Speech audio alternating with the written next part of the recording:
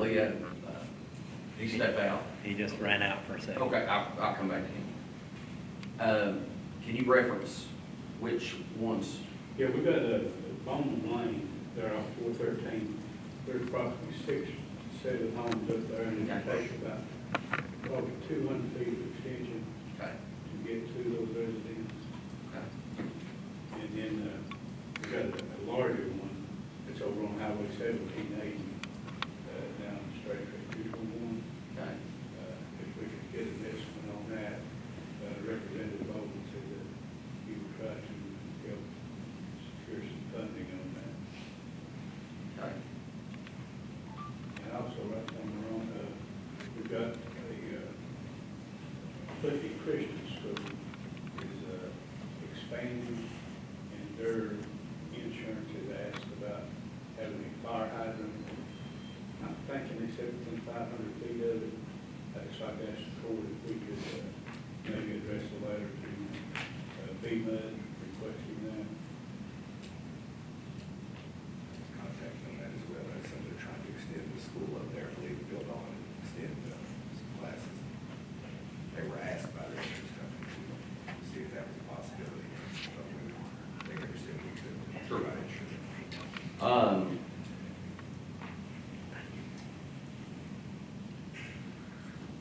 For a motion to draft a letter to BMUD requesting a fire hydrant be put within 500 feet of Harlan County Christian School.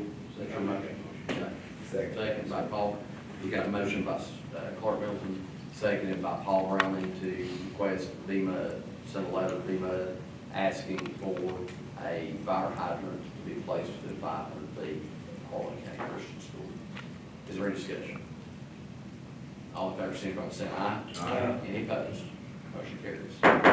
Judge, I'd like to go the same letter. I've been trying to get it put in for quite some time, at Coxton, which, impacts their forest service at, Close Plant and at, Brookside. Okay. I make that motion. Got a motion by Bill Moore to draft a letter to BMUD asking them to place fire hydrants at Coxton, No, Brookside. Brookside, And Close Plant. and Closeville. Coxton, Brookside, and Closeville. Is there a second? I'll say. Second by Clark Middleton, sir. And let me add, they do have the fire hydrant down there too, put in, Constant Brookside and Close Plant. Any discussion? And they know the location, but we addressed it. Okay. All in favor, signify by saying aye. Aye. Any opposed? Motion carries. Two water, well, you stepped out, Leo.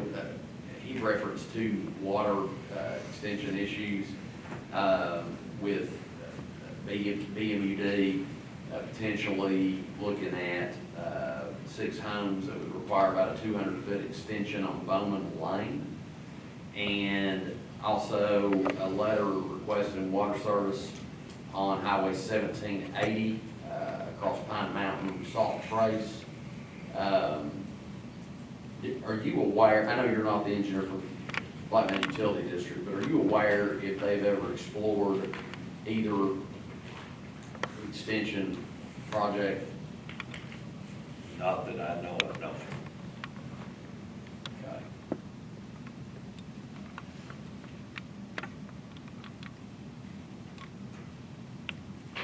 From an estimate perspective, could you provide that, or was there engineer need I can give an estimate, yes. to? Would you I care? will provide it to the court. Okay.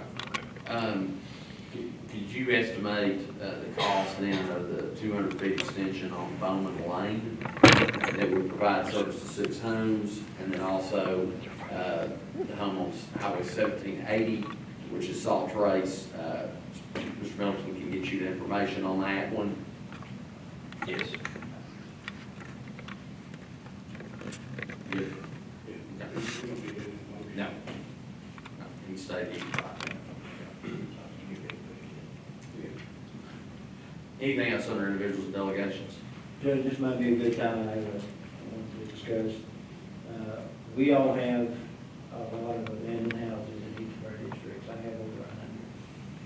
And due to the fact of the process, of us being able to, ask for those to make any procedures to tear them down or what have you, it's a long court process, the hearings. And throughout some time, I've asked people to consider donating those to the county where they look like that we could tear them down, remove them, and then surplus them back out to recoup our costs. So today I have one that has come forth, it's in the law area, and I won't name the name, but I've showed it to Fred.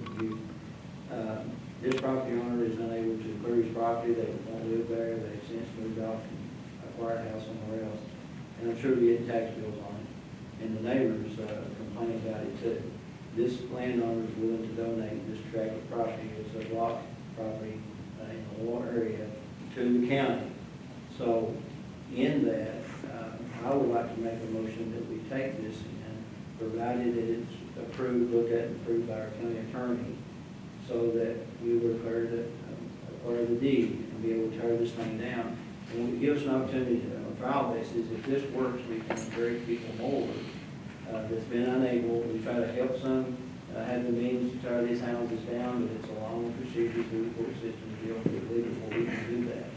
So when we have a volunteer that's willing to donate to help the community to clean it up, it's something I think we need to look at, and this might be a good experimental one to see how it goes. I know we'd have to surplus it out once we cleared it, but our idea would be to recoup our costs. They've done that in Lynch, and that's worked pretty well. They've been able to clean up some abandoned properties by kind of the same path, I believe. Fred, you have any opinion? No, I mean, I don't have any problem with it. We would just need to order a child opinion on. For sure, to see what, what it is that we're looking at in total. And that'll take some time, but, ideally, we'd like to maybe have an answer on it by the next meeting. Each and every one of them would require some kind of, investigation, so we don't get into an expensive cleanup where there may be asbestos or other things involved. But these general households. They're just wanting to donate it, they at no cost. That's right. And then that would let us go in with that process and clear it up. And like I say, we've all got lots of them. These houses, a lot of them are falling in. They've been there so long. This has been there for 5 years. They've been stripped. Windows busted out of them, it was really bad, got road problems around them, so this might be one good one to use for a guideline for what's out there. If you want to just hand that deed to Fred, and then he can do a type search on it and see if, and then at the next meeting, whenever that is, consider, whether it's acceptable, from a legal perspective, there's no issues with the title, so look at doing that. Okay.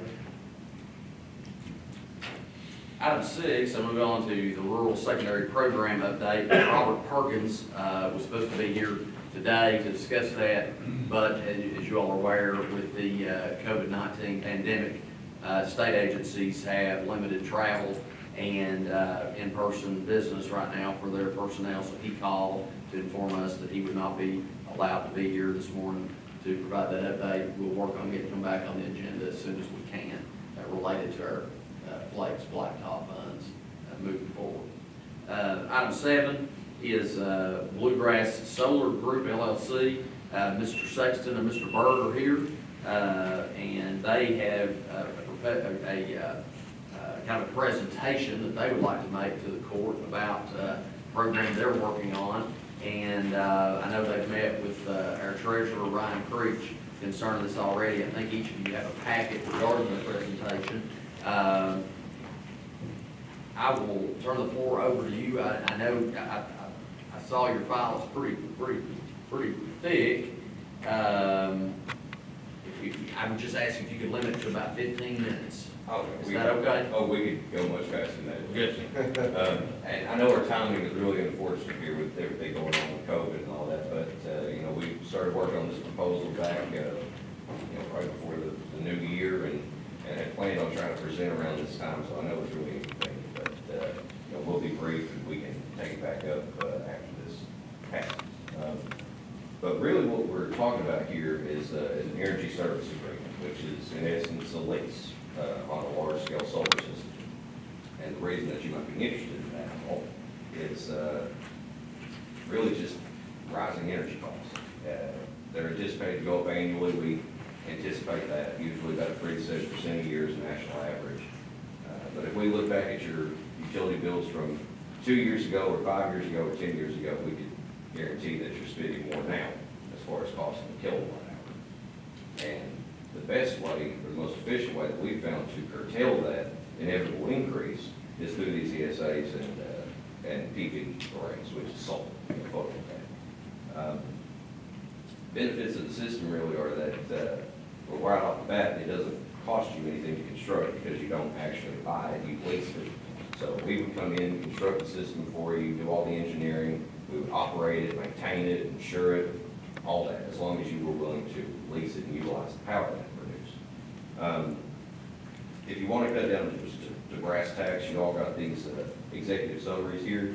If you want to look at the third page there's a big yellow chart, and I believe it's the third page.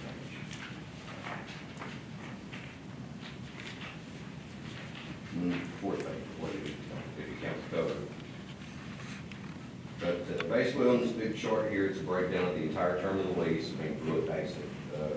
The top figure here is your estimated cost without solar, that's what you're spending now on. By the way, the bills we're talking about are the old courthouse, the Justice Center, and the detention center. Those are the three in this array. The top figure there, that's what you're spending without PV at the moment.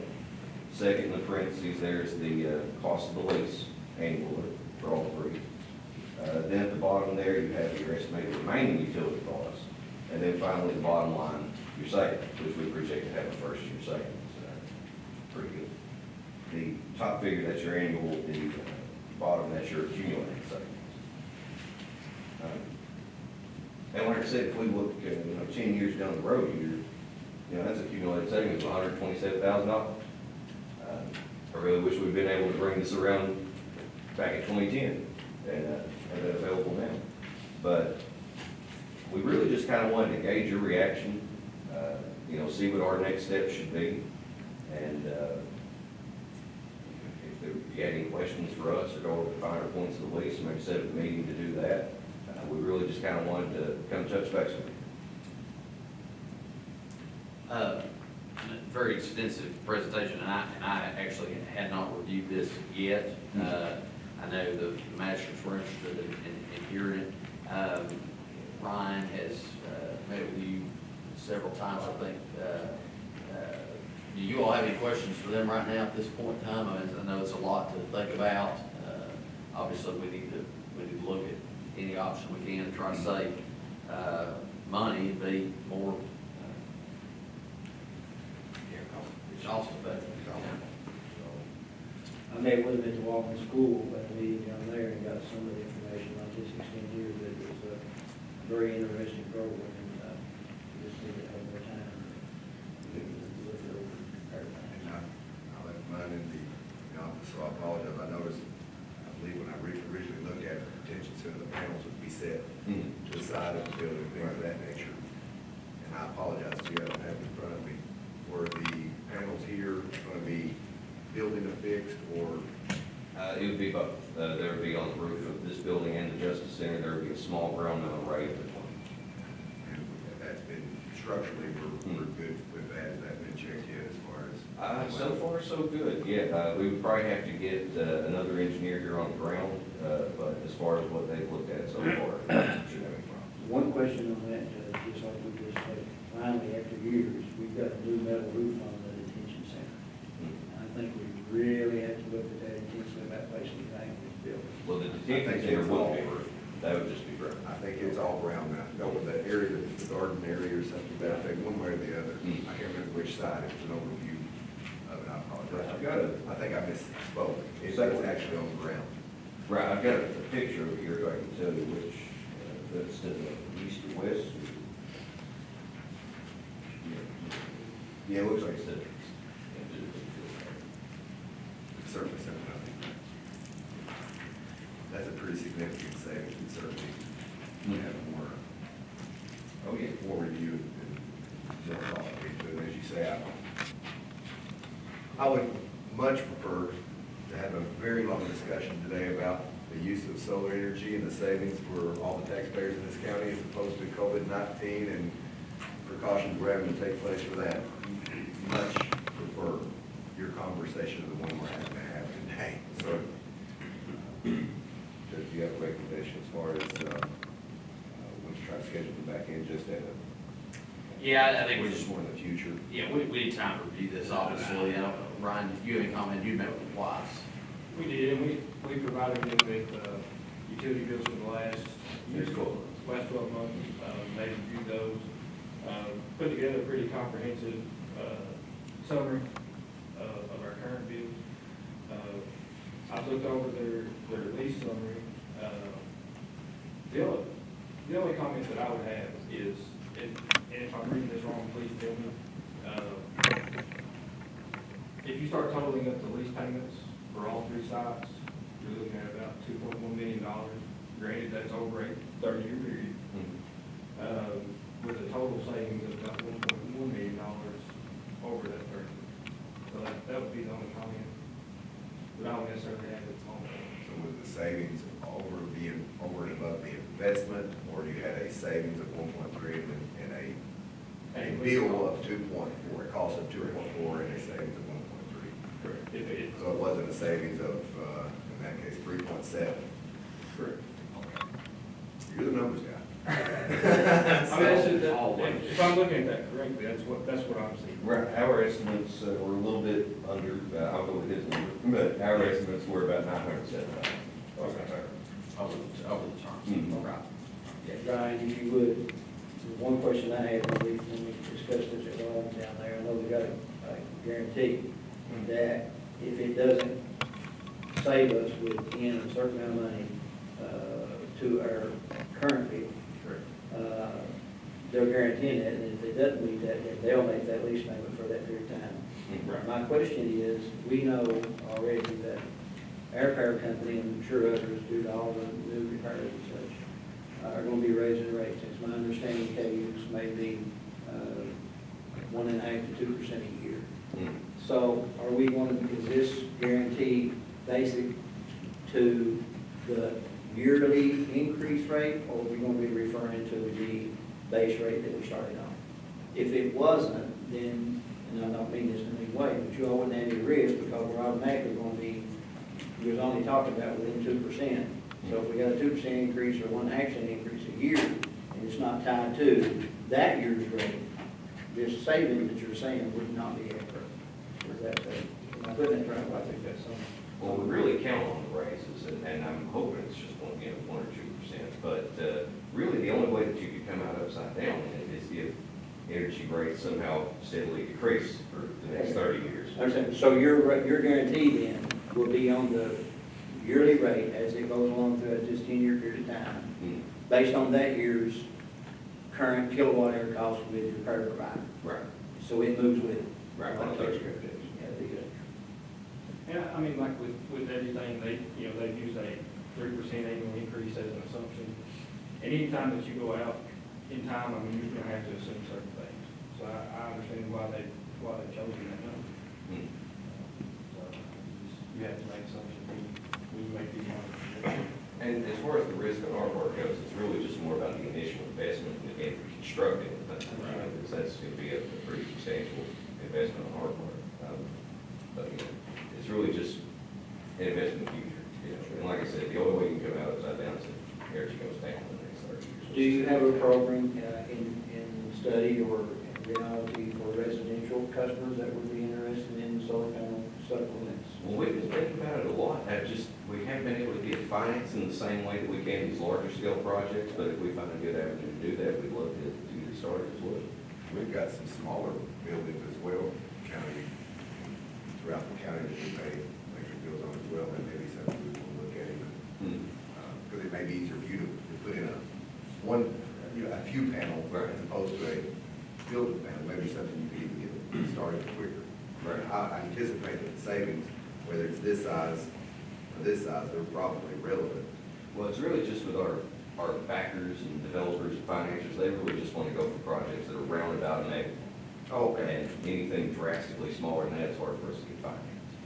And that was something very interesting that I found in my conversation with them was the amount of power that they're able to generate. I mean, I think it would be interesting to see if we could partner with them to get them into like a Harlan Valley Electric or even something as small as a power board, something of that nature, just because of the power that they're able to generate. I do say it's right. Well, that's the thing, if you could sell the grid, Yeah. that's a much, that's really good for you all from a business perspective, to be able to do that. Have you had any conversations with people like Benham or Carmel Valley Electric or KU or anything like that? As far as, like community arrays, like small scale plants, Yep. yeah, with Benham, it's been tossed around a little bit. You know, we've had a few RFPs out with other utility companies, you know, still kind of hashing those out. But, I mean, if they were interested enough to, go along with the proposal, we'd be happy to get something like that worked out. Okay. Because, I mean, they do have, I think they've got great ideas, and I think they've got a great opportunity to produce this power. And, I think it's overall healthy for all our counties to look at ways to save money and be more efficient all around. This same procedure is happening throughout the country, all the world would expect now. So it's just bringing this into line with the possibilities that are already out there. And it must be pretty successful because it's pretty much free. And this is pretty much the same method, like if you go out west and you see schools and hospitals and, you know, everything in between has solar system, you wonder, how do they afford these things? Well, this is pretty much how they do these long-term leases. Do you have any counties you're currently working with close to us that we may have knowledge of, or Not are so you much. just now proposing Not so this? much close here in Kentucky, but we do have, as far as people that our group has worked with, I've got a really good example right now that we're working on down in Texas, a little town called Snyder. We did a few county buildings real similar to this project a couple of years ago, and now they're calling us back to do a wastewater facility and a few other general needs. And we've got a couple contact people there at Chamber of Commerce and Hope Government that we could give you as references. It would kind of look like too, instead of, you know, if you were going to do construction, and you were making preparations for these on your roofs, right now we got air conditioning, heating units, ventilation, that kind of thing up there. I like the idea better, like on the side of the detention center, putting it in the field. But we've got other projects, if we move toward this thing, like, that we could do these, if it's feeding into the grid, we're getting the same amount of benefit off of a utility bill as we would put it directly on the building. So we got, for instance, the airport, we got a large acre of property there that we could look at. If it's going into the grid, could we not do the same thing on properties, especially when we're on top of the mountain? Well, we're looking into those a bit deeper. We know in some states it's a little easier, but those are called remote ESAs, it's where they're offsite, you know, arrays and things like that. If we could get away with that, that would be wonderful. But I know LGD and KU are usually a little bit more tepid about it. They want you to be a little bit closer to the actual meter that's going to be going above or under, however they read up. But that is something I would like to look into. You would think it wouldn't matter to them. I mean, it's surplus energy going into the grid. Right. To, you know, I don't understand why it would need to be near the meter. Jeff, is the floor open for a comment? Sure. Tyler Blair does a lot of this solar energy up in Cumberland, and he told me that the state had recently changed the laws concerning what you're allowed to do with excess solar power. You can't sell it back to the electric companies anymore. They made it less desirable to put in solar energy than it had been in the past. According to Tyler, I haven't explored this, but according to him, it's not as good now. They passed a new law making it harder to benefit from solar power. And also, Lynch has got a project going up there that fell through. They've got a lot of solar powers installed up there across from 431, and they're not getting anything out of it. So you guys should check with Lynch before you go back, because their panels are already installed, and then the contract fell through with the company they were working with or something. Right. And I just want to let everybody know about that. We worked with so, go ahead. Speaking about, and you're absolutely right, so I was thinking about the solar panels there. When you find out who owns those, and maybe you could roll it into part of the project, move it down to the depot, possibly, because the solar panels are there, they're not being used, to my knowledge. Money's already been spent, maybe we could get some use out of them down around the depot. Also, with net metering, okay? You don't actually get, unless they change something, it's been a while, because we looked at it years ago with mini hydro. With net metering, you get credit. That's what Tyler was saying, they changed. You don't get, like, if you have X amount of, you don't get X amount of dollars, we'll say you got X amount of kilowatt hours that is equal to $2,000. You do not get a check for $2,000, you get $2,000 credit for your account, if I'm not mistaken. And things could have changed because it's been a while since I looked at net metering. There was some legislation last session regarding net metering, and I don't recall how that played out, but I do remember. Tyler, I consider Tyler there probably the expert on it. Yeah, probably expert in the county on it, so I'll ask him some questions as well. He's got four buildings currently that he is, I believe, with full solar plus, so. Well, we worked with the conservation Bureau a little bit when that bill was still House Bill 227. I forgot, I think it was Senate Bill 151 or so, but I know they passed it pretty far more. Did you say that was over 30 years? It's 30-year term. But the thing with net metering is they basically changed it from a market rate to a wholesale rate, which has no bearing on you anyway because it only applies to jobs under 20 kilowatts, and this is about 900. So we would negotiate that in your interconnect agreement. I would imagine with your provider being KU, they probably wouldn't net meter you anyway. They would probably just do, I think it's a forward meter agreement where anything that you produce in excess of what you use, you would be credited for it, not just, hopefully credited for it, hopefully, or give you a check, whichever you prefer to have, probably credit.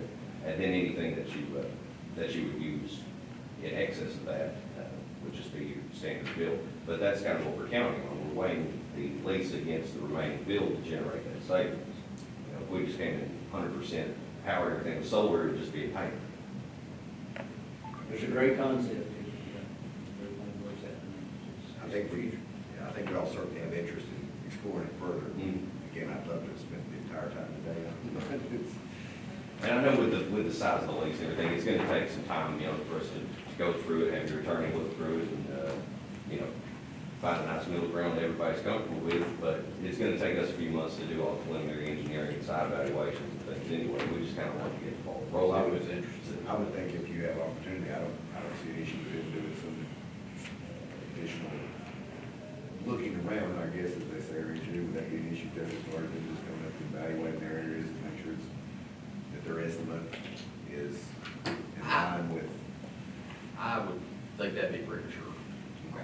I think we need to review these agreements a little bit closer. Let the attorney look at it, and then maybe try to get you back here at the next court meeting. And I'm sure we're all gonna have more questions at that point in time. And, we don't wanna have them go out and do a bunch of legwork if it's something we're not gonna move forward with. So, if that'd be all right, the next court meeting, we'll get you all here. By then, we'll have hopefully plenty of time to review all this. And, I think over the next little bit, we're all gonna have time to catch up on things to read. I think so. We'll certainly give this a look, and I know we have your contact info. If we have any questions in the meantime that we need more, I guess you could say more timely answering on, we'll reach out. Is that okay? Oh, yeah, that sounds great. We really just wanted to maybe set up a timeline or, something down the road where we can come back and discuss this lease with you and see what we can do, because we're shopping it out there, and we'd really like to start here close to home instead of somewhere else, out in Virginia or wherever. Sure. Start up, but, our goal will be to have you back here at the next court meeting that we hope will occur on the third Tuesday of April. All right, hopefully so. But, okay, thank you all for your time. Thank you for your time. Appreciate you guys. Thank you. Mr. Sexton, Mr. Burke, thank you.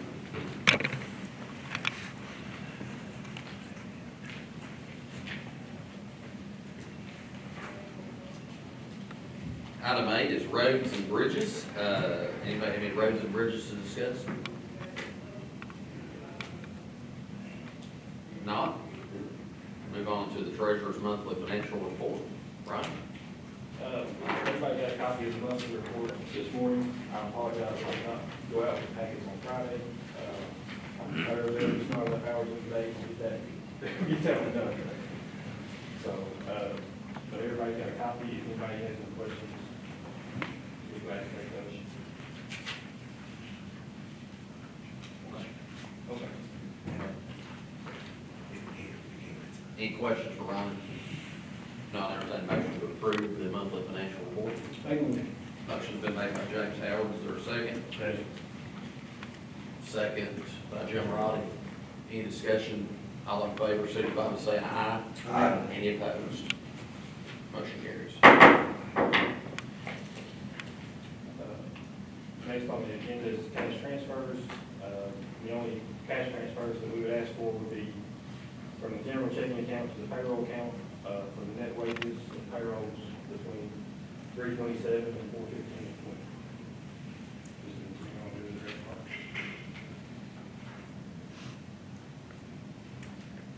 Any questions? Now entertain a motion to approve the cash transfers. Motion's been made by Bill Moore, is there a second? Second. Second by Sparky Milton. Any discussion? All in favor, signify by saying aye. Aye. Any opposed? Motion carries. Everything going to be good with that, or So far, so good. no? We've had a couple little hiccups where people are giving us like wrong account numbers. Or change That account nature, numbers. or change accounts, but. That's expected. That's normal. Yeah. That's not even a hiccup, that's normal stuff. But everybody has got paid that has turned in correctly. All been good there. Item B is the budget transfers. Those are listed on your sheet there. Several in general fund, road fund, jail fund, LGA. Anybody have any questions regarding those?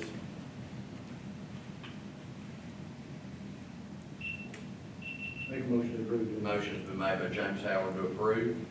Second by Bill Moore. Any further discussion? All in favor, signify by saying aye. Aye. Any opposed? Motion carries. The February interfund transfers, 1574506 from the general fund to the jail fund, and March interfund transfers will be the general fund to the jail fund if necessary at the end of the month. Entertain a motion to approve those as presented. Motion by Jim Roddy, is there a second? Second. Second by Paul Browning. Any discussion? All in favor, signify by saying aye. Aye. Any opposed? Motion carries. Item D, we pay bills and add-ons. I'll give you a moment to review the add-ons. I've not seen these yet, so.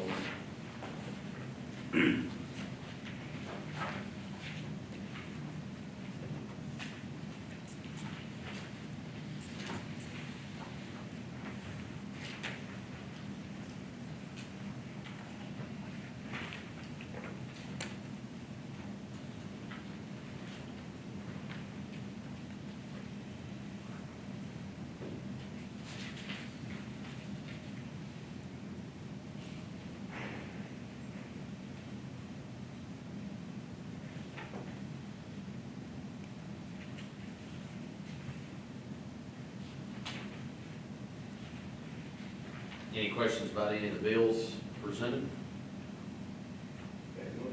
The motion to pay the bills and the add-ons, that be your motion? Yeah. Motion by Bill Moore. Is there a second? Second by Clark Milton. Any discussion?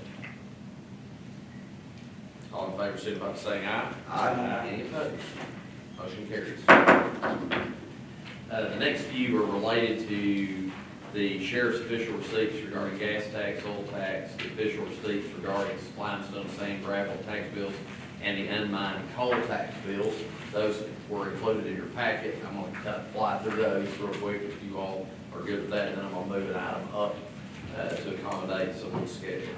Item 10 is to accept Harlan County Sheriff's Office official receipts for 2019 gas tax bills. Do I have a motion? Motion by Bill Moore, seconded by Clark Milton. Yes. Okay. Any discussion? All in favor, signify by saying aye. Aye. Any opposed? Motion carries. Item 11 is to accept the Harlan County Sheriff's Office official receipts for 2019 all tax bills. Motion by Jim Roddy, second by James Howard. Any discussion? All in favor, signify by saying aye. Aye. Any opposed? Motion carries. Item 12 is to accept the Harlan County Sheriff's Office official receipts for 2019 limestone, sand, and gravel tax bills. Motion by James Howard. Second by Sparky Milton. Any discussion? All in favor, signify by saying aye. Aye. Any opposed? Motion Motion carries. Item 13 is to accept the Harlan County Sheriff's official receipts for the 2019 unmined coal tax bills. Motion by Bill Moore, seconded by Jim Roddy. Any discussion? All in favor, signify by saying aye. Aye. Any opposed? Motion carries. Now that we're on page 2, I'm going to move item 26 up. As out of respect for Mr. Wills is here, I think he has to travel back. He is here with the Back Roads of Appalachia, and you all familiar with this group. We met with them. He last month made a proposal at the court meeting to utilize some property at the Lynch Depot. This group is interested in occupying some space there. They're an organization that's involved in an array of activities focused on bringing more people to Harlan County from a tourism perspective. And last month, what we decided was that we would move forward with a proposal and ask the County Tourism Commission to consider granting permission to move forward with this because the Tourism Commission has the operations and maintenance agreement in place on this facility in addition to 431. So last Thursday, actually, I met with the County Tourism Commission members for about an hour and a half and answered a lot of the questions that they had regarding this. And there were some questions I could not answer, and Mr. Wills agreed to come back and answer, or he agreed to come to the meeting that they had last night. They had a special meeting last night, just particularly on this topic. And I think it was a healthy dialogue. There were some, I think, miscommunications between what certain members had heard was going to take place versus what